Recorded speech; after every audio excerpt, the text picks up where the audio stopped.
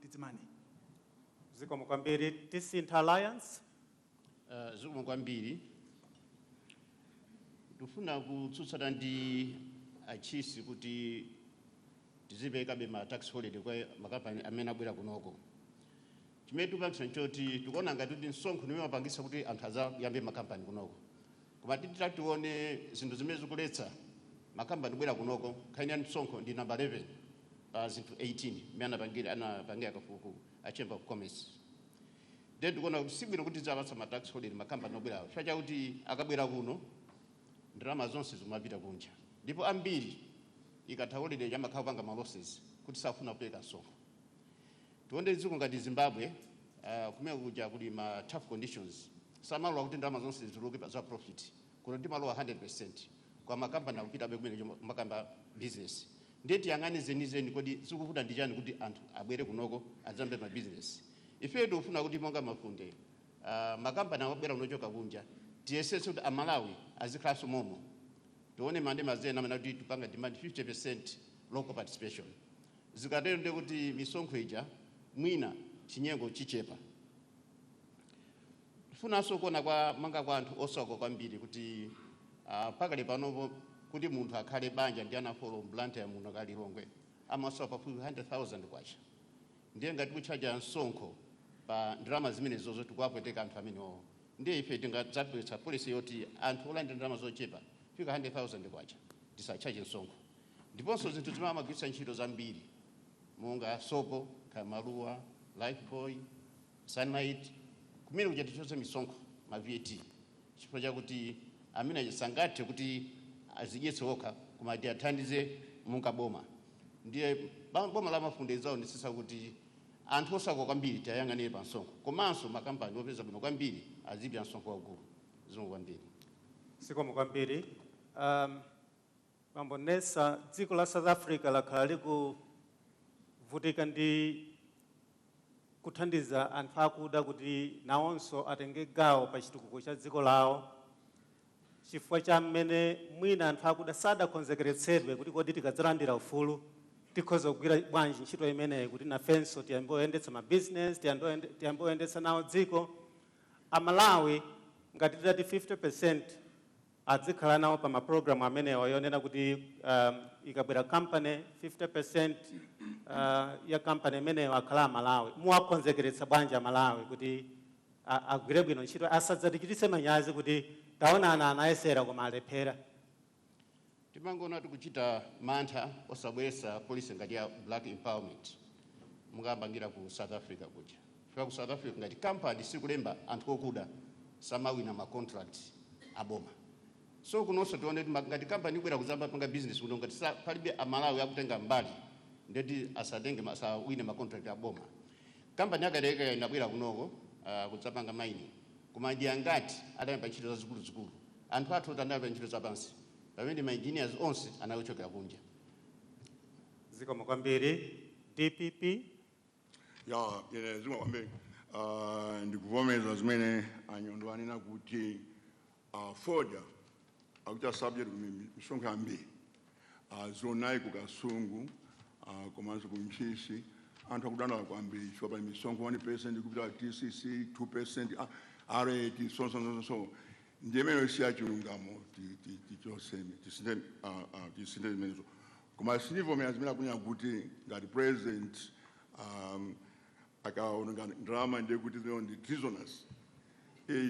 Treason ni mondo ufuta kwambiri. Ine sikuziwa.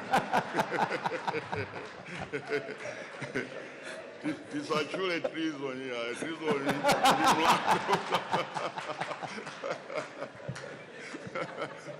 Anyway, on a more serious note, the tax holiday. Ndikuvomeza kwambiri kuti ma tax holiday ntanya mafunika. Chakuti ujeni azathu kunja amakanya ma equipment, transportation and so forth. Izo amagula kunja ndi akabwera kuna afuna kuti for 2 or 3 years akai ni ma tax holiday. Akile kubundraze zimene komatikateonso ziganizia ma local companies. Transfer the pass opportunity. Ngati for example, ngati company ikuchita ujeni kuchita relocate ku rural area.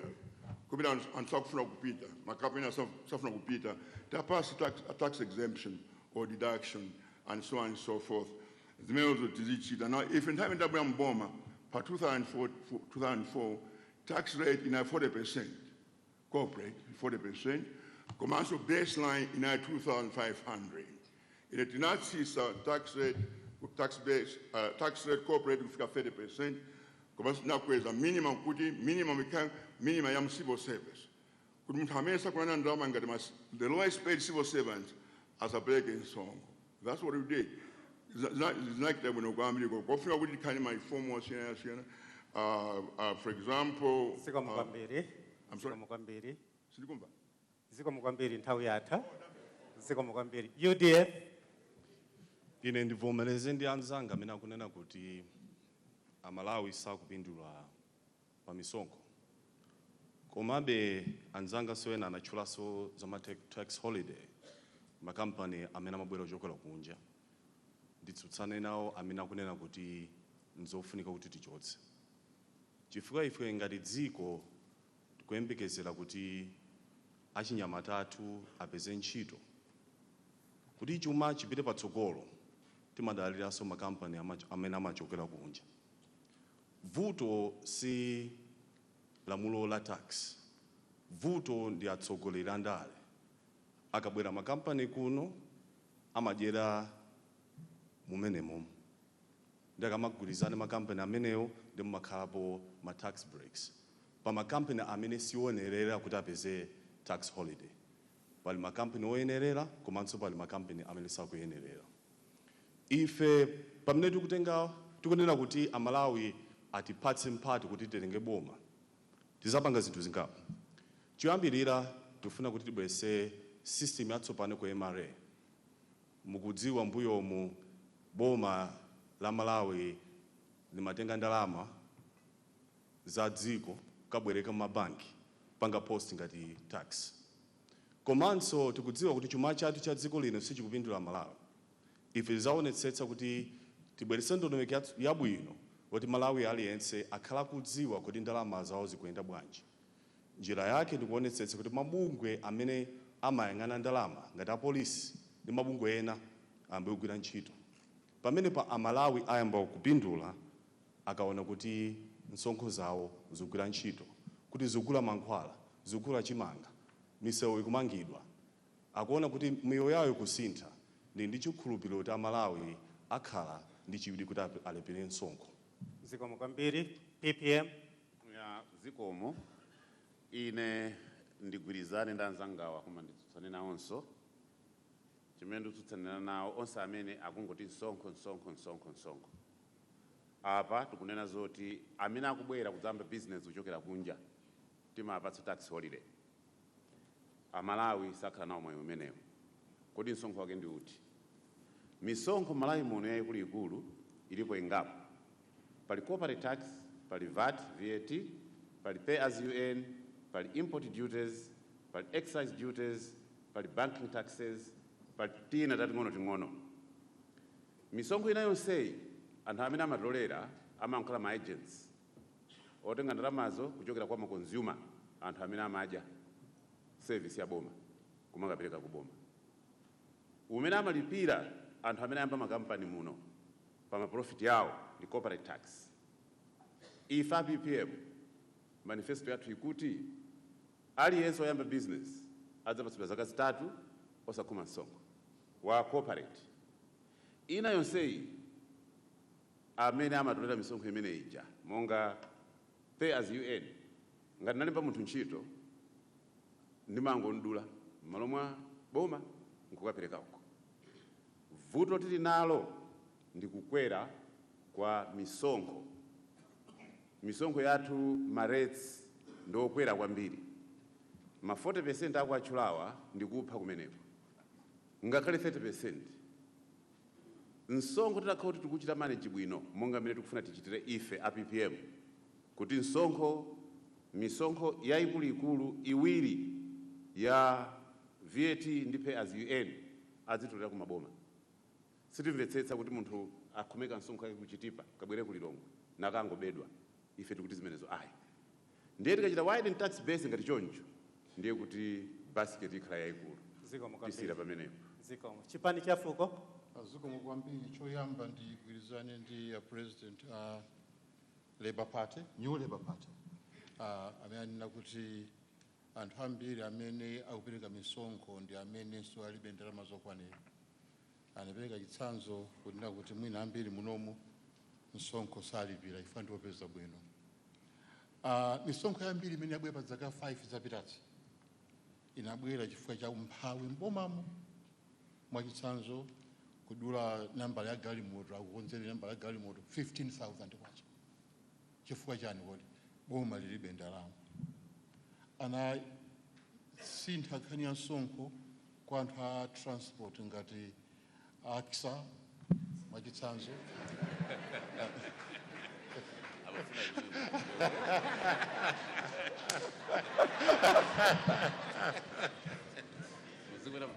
mabasi akuluakuluwa ndiye anthu amene ali ndalama kale. Msonkho wa maminibus nawonso akanatsitsira.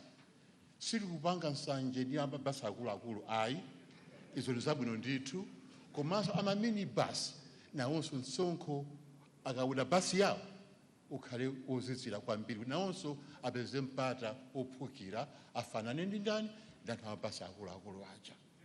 China ndichi makampani akunja akabwera mdziko muno zichitika zina ndizi kuti awuza kuti chabwino inu msonkho zaka 5 simulipira akayerekera mwachitsanzo anapatsa zaka 10 kuti zaka 10 zatha ndiye kuti abwera apindula athawa ndalama zathu popanda kulipira msonkho uliwonse. Pofunikanso ife afuko tisinthe malamulo amenewo kuti pazikhala transparency pa migwirizano ya boma ndi makampani akunja pa nkhani ya misonkho. Tikapanda kutero umphawi unkhirankira. Zikomo kwambiri. Zikomo kwambiri. Amenewo anali Aaron Davis Chester Katsonga kufotokoza maganizo awo pa misonkho yomvetsa mutu imene makampani athu amapereka mosiyana ndi makampani akunja, ndipo zonsezi kukufikani kuchokera kuno ku Hotel Victoria pa mtsutso wamene atadzapikisane ngati ma president pa 20 May pano, ndipo muli ndine Patrick Sempere. We now move to our third segment, and in our third segment we now want to focus on health and population. Mr. George Nessa will be the first to tackle that question. You will appreciate, Mr. Nessa, that financing of health services is a critical consideration for Malawi, considering the population explosion. I'm told that our population is expected to double by the year 2033, thereby exerting incredible pressure on health delivery services. How does your party propose to reform the financing of health services to benefit all Malawians? In the first place, I'd like to say that the health sector is grossly underfunded. This year, the budget was 11 billion, and we gave them only 6 billion for drugs. Yet, the requirement is about 28 billion. And next year, we'll require about 32 billion for drugs. To solve the problem, we need a multi-sectoral approach. In the first place, you talked about the population growth. We need to address that. When we talk about self-motherhood, we should also be sending the message of family planning, because as long as the families are growing, we'll be chasing a shadow. So we need to encourage, give incentives to people in the villages that they should not increase the number of children. One of the issues we have in our manifesto is that all children should be forced to go to school. It should be mandatory to go to school up to standard 8. We would have loved it to go as far as Form 2. Because when a child gets to Form 2, he or she has acquired enough education maybe to move forward, and that will encourage them to continue with education. In the same vein, the young girls will not get married early, which means they'll have less children as they grow. Our party has advocated the introduction of national health insurance because we are not able to fund the drugs that we need. Health insurance will contribute a little depending on the earning.